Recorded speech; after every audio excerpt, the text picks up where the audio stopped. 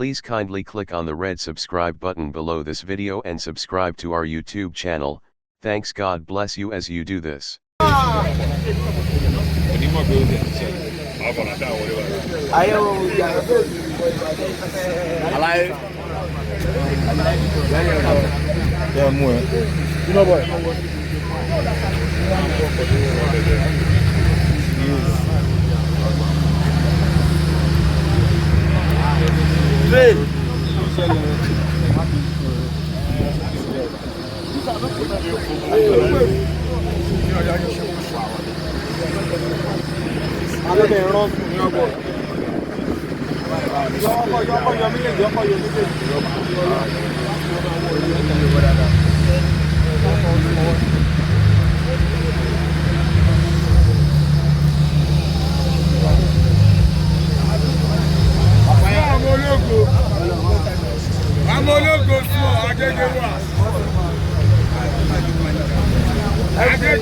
Everything is possible.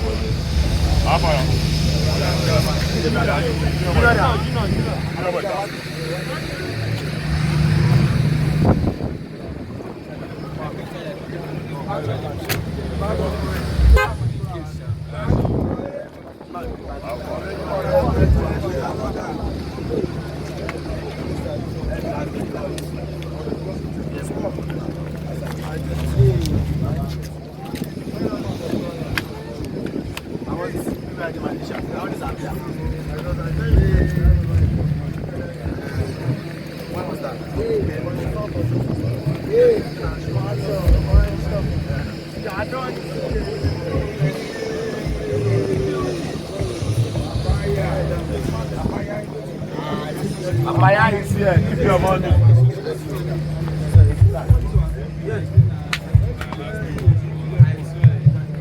Be like 7.